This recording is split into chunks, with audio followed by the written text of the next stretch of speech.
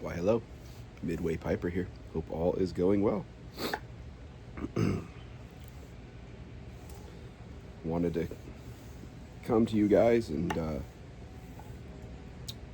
share something from a video I was watching earlier today. Hi, B. Thanks, B. Okay, B. It's amazing. Anyways, no B to be found until I turn on the video. Housekeeping.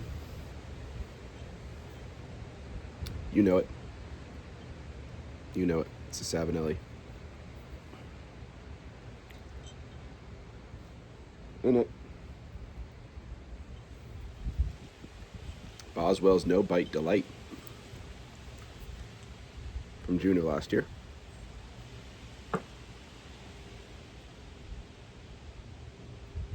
It's aromatic. Like you ever had one of those little chocolate sampler things? And there's one that's got like a sherry liqueur in it. It's kind of what this tastes like.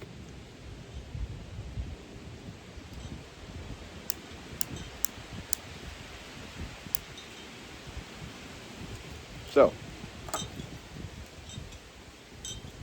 what I wanted to share today, we've been talking a lot about mindset lately and finance stuff.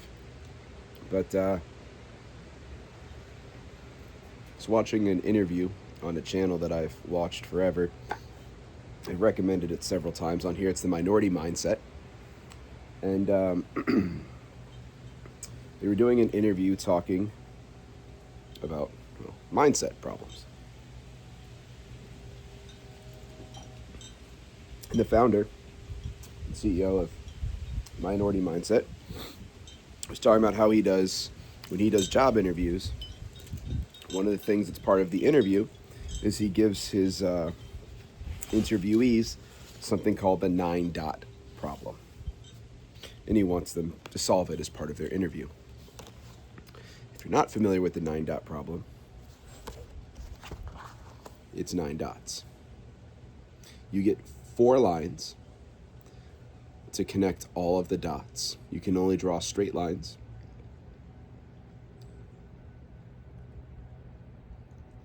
And you only get the 4. So he's talking about when most people do the 4-dot problem, they normally try to do something. See, oh, this could be backwards. Oh, well. Try and do something like that. So that would be like 1, and then that'd be like 2, and then 3, and then now what? Right?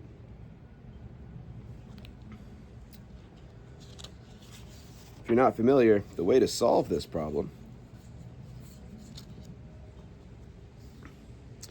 is by thinking outside the box. So we're still within the confines of the box, right? But nothing says you have to stay in it. Then you come down here to there.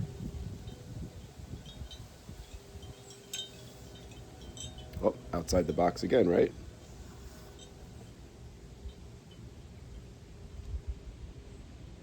Four lines, all the boxes touched. Difference is here,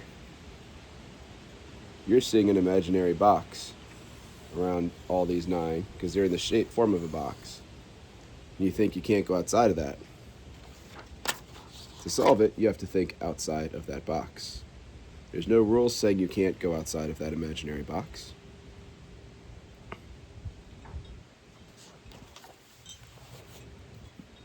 And that's a great visual on what we've been talking about. You are only aware of the things you are aware of because they fit inside of a mold that you've subscribed to.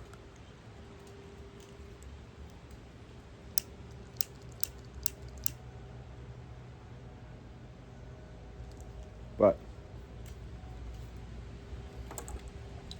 that doesn't mean that's how it is.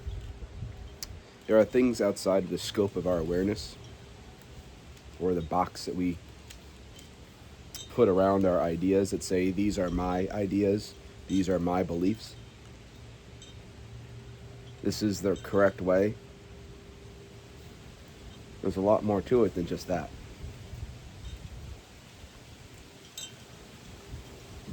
We don't often solve problems by staying confined inside the box.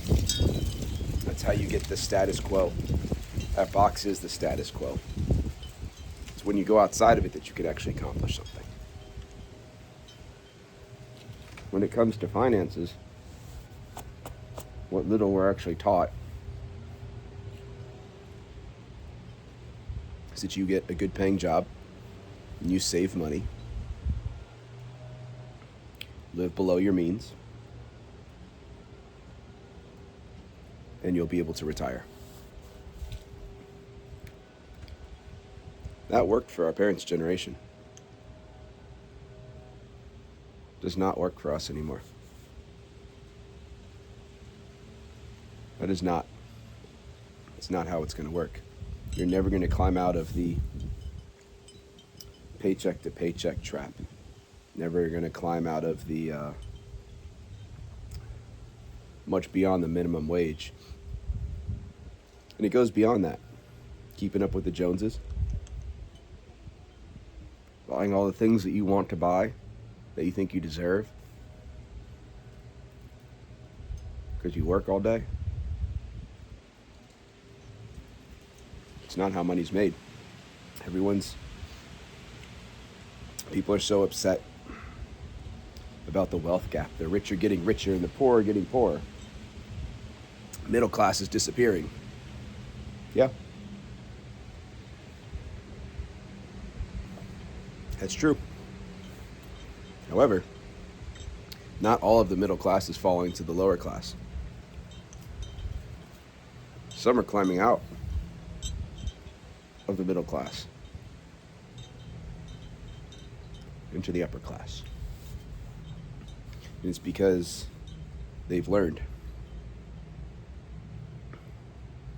They've learned that your savings account, where you think your money is safe, is constantly losing value to inflation.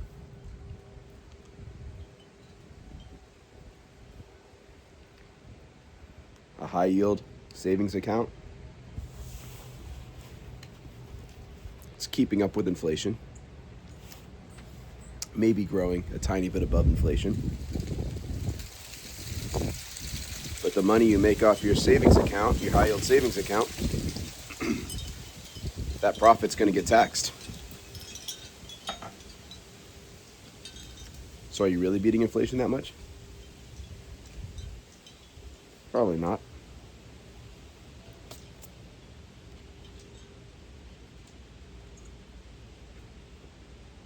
So the people that are escaping the middle class, why the rich are getting richer, it's because they know what to do with their money. They know where to put it. The stock market is one of the things that grows far more than your savings account. Any type of savings account. Even if you buy bonds, stock market's going to grow faster. Now, does that mean you're going to make money all the time? No. Nope. You could buy in and the market could crash. Could happen. But you haven't lost that money unless you sell, unless you freak out and then you sell. But you know what always happens after a crash? The market comes back, it rallies to a new high. And if you ride that out, you didn't lose anything. In fact, you gained, you profited.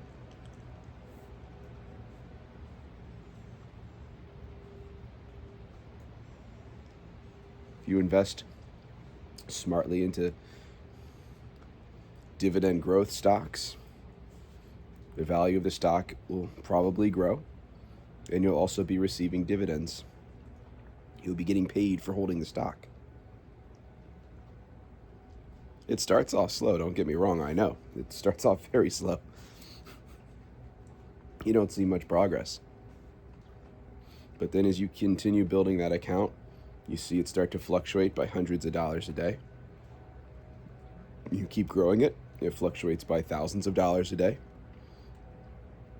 tens of thousands of dollars a day.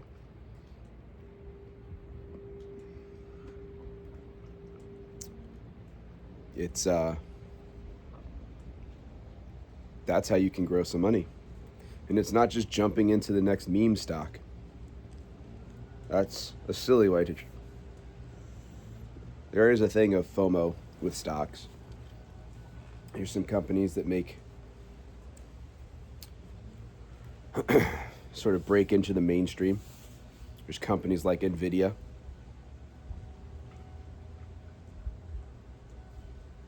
That's been a great one. If you invest in Nvidia, you probably are going to do well. Got stocks like Palantir. Most people, I think, have heard of Palantir at this point. I made some money off Palantir stock.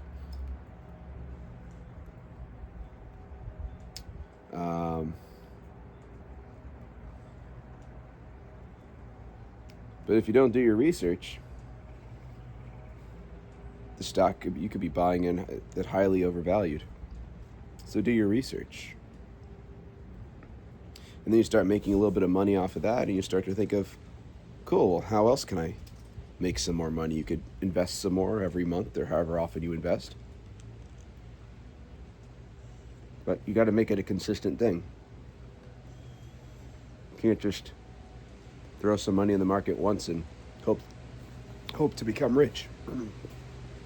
That's not how that works. Got to make a consistent plan. Dollar cost averaging. Putting money into the market every week, other week, every month. However you want to do it. Whether the market's high, the market's low, you put some money in.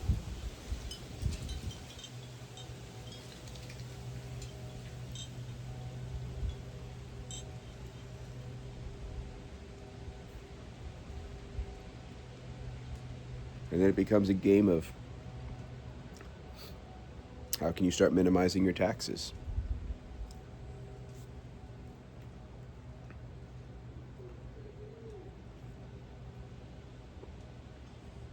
We act like it's a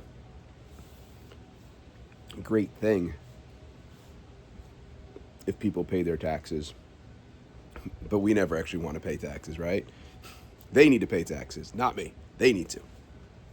Okay. Here's a massive tax code book, right? And you know what is pretty much the highest taxed income?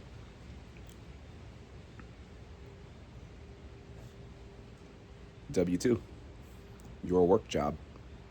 It's the highest taxed. You make money off investments, tax lower. Yep.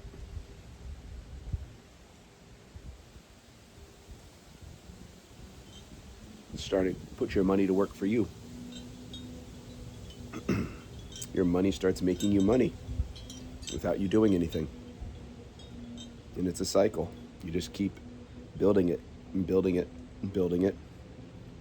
You reinvest those dividends. You don't take them out and go and buy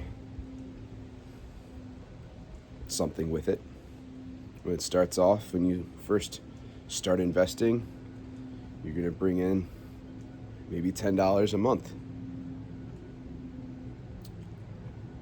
What's that? What good is that?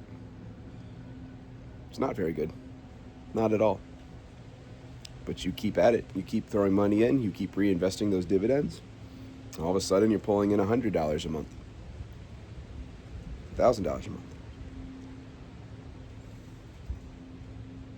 And eventually, start pulling in more money a month than you do from your paychecks.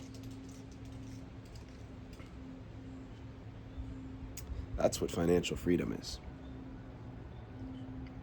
Financial freedom is not inheriting $1 million. It's a great way to buy some things that you really think you always wanted, and then be right back in the same boat you are. What you got to have is different mindset. Think outside the box. In that same interview clip, he was talking about how he used to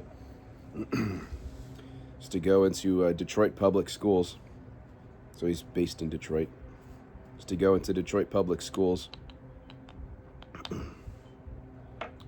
and relatively low income, a lot of single parent households. And he would ask people, "What's your dream car?"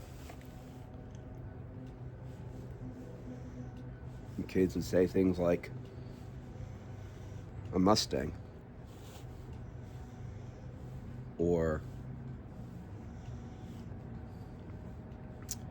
Charger or a Challenger, things like that. And you'd say, "Why not a Ferrari? Why not a Maserati? Why not a Porsche? Why not a Lamborghini?" And they would laugh at him. And they'd say things like, "I could never afford that. I could never get one of those." They box themselves in. Their world of what's possible is pretty small.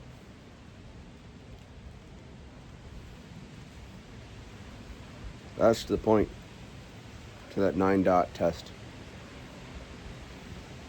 Getting you to widen your horizons, think outside the box.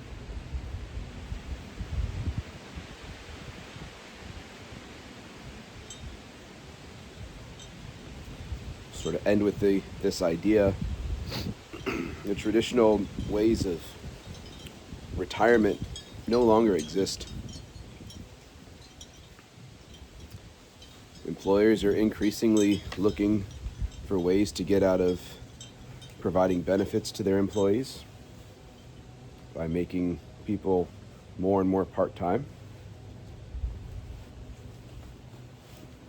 If there's any sort of 401k, in a lot of cases, it's becoming more and more rare to find that it's matched in any degree, unless you're working for some of the big blue chip companies.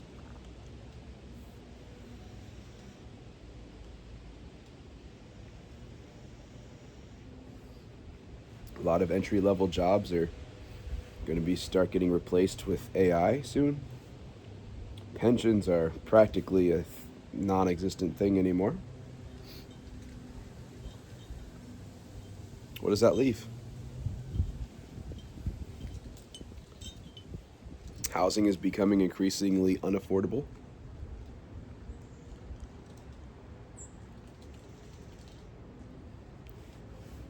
Home equity.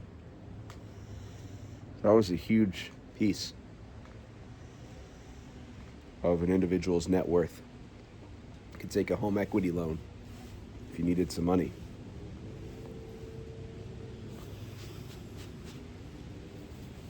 You can't take one of those if you're renting.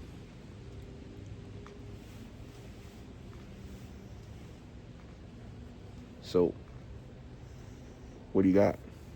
What's your plan?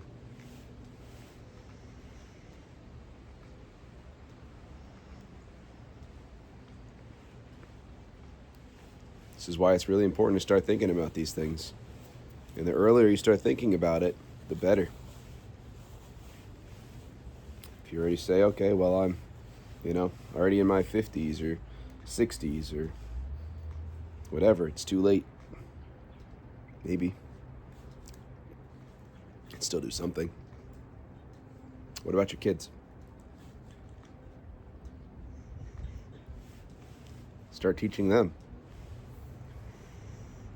The sooner they learn, the more time their money will have to grow, the better off they'll be down the road.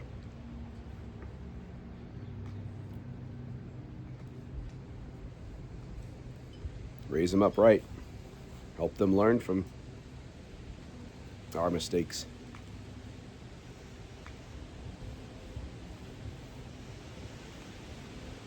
All right. That's it. It's a lot to cover, but think outside the box. All right. Talk to you guys in the next one. Have a good one. Bye.